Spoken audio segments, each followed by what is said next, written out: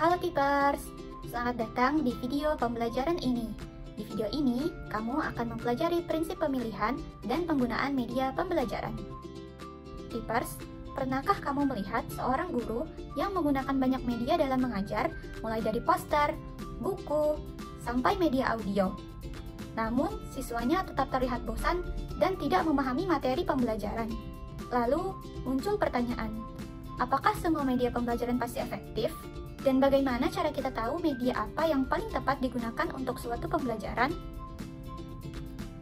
Nah, untuk menjawab pertanyaan-pertanyaan tersebut, yuk simak materi berikut ini.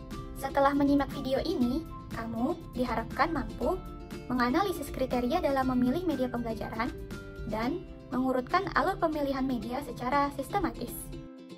Adapun daftar materi pada video ini yaitu kriteria dalam pemilihan media pembelajaran dan prosedur dalam pemilihan media pembelajaran. Keepers, tahukah kamu, dalam merancang pembelajaran, kita tidak bisa asal pilih media loh. Media yang dipilih harus sesuai dengan kebutuhan pembelajaran, agar proses belajar menjadi efektif dan efisien. Untuk itu, yuk kita bahas dua jenis kriteria yang penting dalam memilih media pembelajaran. Kriteria ini terdiri dari kriteria umum dan kriteria khusus. Kriteria umum meliputi: pertama, kesesuaian dengan tujuan pembelajaran. Media yang dipilih harus mendukung tercapainya tujuan pembelajaran. Jadi, tentukan dulu apa tujuan pembelajaran yang ingin dicapai, baik itu kognitif, afektif, atau psikomotorik. Yang kedua, kesesuaian dengan materi. Apa topik yang akan diajarkan? Dan media harus mampu menyampaikan isi materi secara utuh dan jelas, sesuai dengan tingkat kedalaman yang diharapkan. Ketiga, kesesuaian dengan karakteristik siswa. Pertimbangkan aspek fisik seperti kemampuan indera, kemampuan awal, latar belakang budaya, dan kebiasaan siswa. Keempat, kesesuaian dengan teori. Media sebaiknya dipilih berdasarkan hasil penelitian dan teori pembelajaran, bukan karena sekedar tren atau preferensi pribadi. Dan yang terakhir, kesesuaian dengan gaya belajar siswa. Terdapat siswa yang memiliki gaya belajar visual, auditori, dan kinestetik. Maka dari itu, sesuaikan media dengan gaya belajar untuk meningkatkan pemahaman siswa. Selanjutnya, kita akan membahas kriteria khusus. Yang pertama, akses. Harus dipertimbangkan apakah media mudah diakses oleh siswa, atau apakah tersedia koneksi internet, dan apakah siswa diizinkan untuk mengaksesnya. Yang kedua, biaya.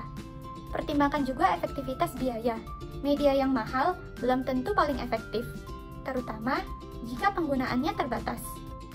Yang ketiga, teknologi.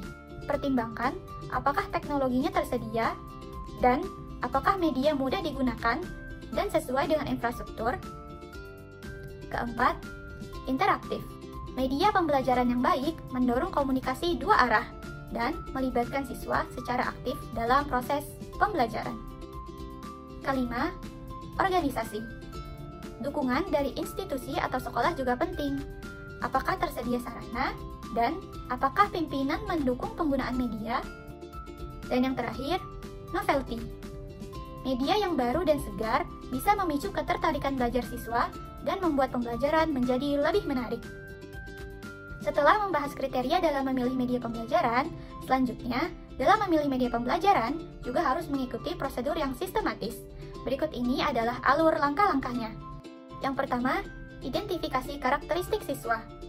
Perhatikan karakteristik umum seperti jenjang kelas dan budaya, dan karakteristik khusus seperti kemampuan awal serta sikap siswa. Yang kedua, telaah tujuan pembelajaran. Tentukan tujuan pembelajaran yang ingin dicapai, apakah bersifat kognitif, afektif, atau psikomotorik. Yang ketiga, kaji karakteristik bahan ajar. Sifat bahan ajar menentukan bentuk tugas dan pengalaman belajar yang akan diberikan kepada siswa. Oleh karena itu, bahan ajar harus dianalisis apakah bersifat teoritis, prosedural, atau konseptual. Keempat, penetapan media yang sesuai. Setelah semua dianalisis, tentukan media yang paling tepat. Dalam hal ini, perlu dikaji bagian mana dari media yang bisa dimanfaatkan, lalu diintegrasikan ke dalam rencana pelaksanaan pembelajaran. Dan langkah yang terakhir, review media. review kembali media pembelajaran yang telah dipilih. Apakah media ada kekurangan? Apakah ada alternatif media yang lebih baik? Dan apakah media sesuai dengan tujuan dan karakter siswa?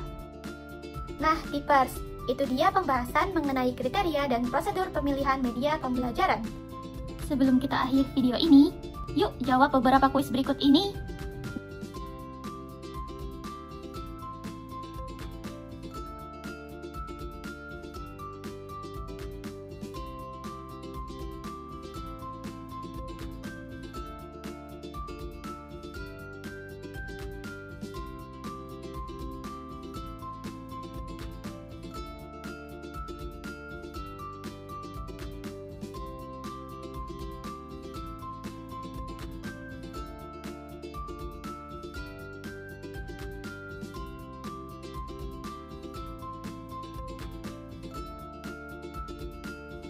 Yeay, selamat Tipers, kamu telah menyelesaikan sesi kuis.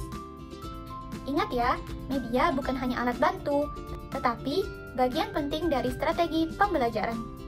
Oke Tipers, selesai sudah video pembelajaran kita kali ini. Terima kasih yang sudah menonton dan menyimak sampai akhir. Terima kasih dan sampai jumpa.